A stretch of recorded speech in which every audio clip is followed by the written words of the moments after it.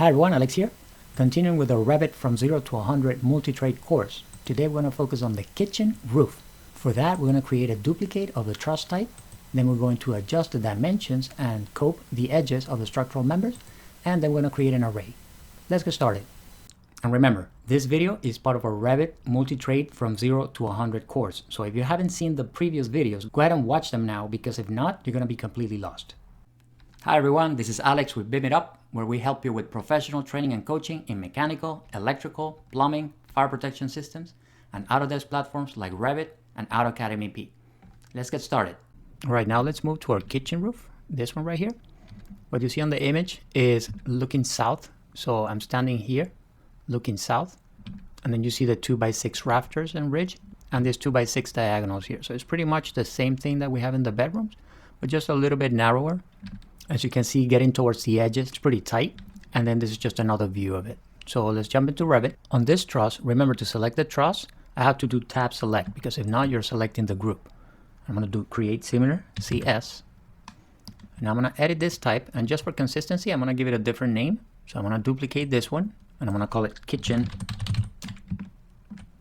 truss. It's also made out of 2x6s. So I'm going to click OK. And now I'm going to go from the center of this wall to the center of this wall. I'm going to hit escape, and let's take a look at what's going on. We have to go with our section and do the same procedure. So I'm just dragging my section here. I'm going to double click. And now the same thing, right? First thing, we click on it, and we want the vertical justification instead of being center. We want it from the bottom. And then we want that little offset of 1.5 inches. So 1.5 and 1.5, just so that our horizontal 2x6 can sit underneath right here. Then if I click on this truss, I can get this span, which is 117.3 inches. And I can divide that by 2, and that's going to be half of the span. So that's going to be the run. And then the rise is going to be that divided by 3, because the slope of the kitchen, remember, is 4 and 12. So if I divide the span and then I divide it by 3, I get 19.5 inches. So I'm going to use that as my height. And now is when you want to cope. So we do tab select, we unpin, we stretch out, and to the bottom joist. You do the same thing with this one, unpin, stretch, stretch, and now we can click on our truss. We can do cope, this one with this one, and this one with this one, and also this one with this one, and this one with this one. Now we can do tab select, and we can change that coping distance to 1/32 of an inch, and do the same with this one. And now we can do tab select, unpin, and do the same thing here.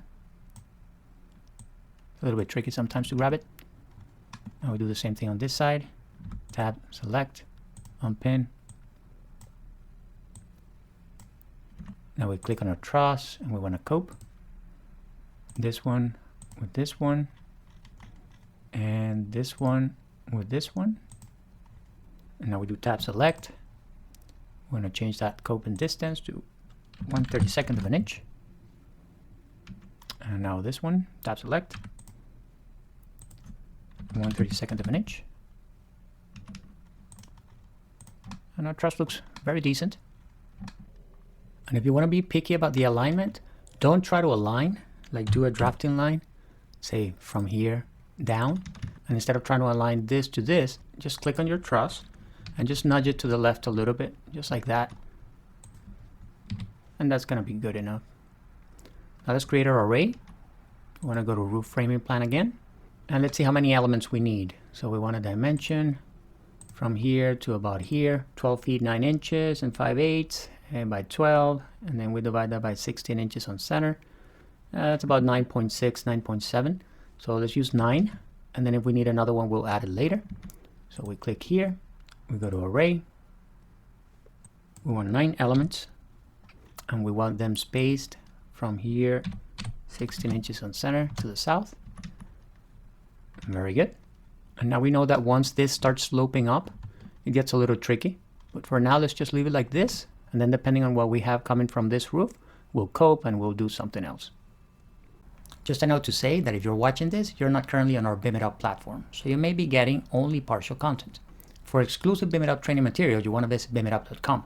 Subscription to the website is free, with some paid and some free content. We're trying not to run ads here, so the creation of the content is made possible, mostly by the contribution and support of our subscribers. So if you enjoy what we do here, please consider becoming one. You can do so by joining our Patreon community at patreon.com/BIMitUp, or by simply scanning the QR code that you see on screen right now. And if you're really serious about your professional training, you can book some live training at BIMitUp.com, or by simply scanning the QR code that you see on screen right now. Thank you, and I'll see you next time.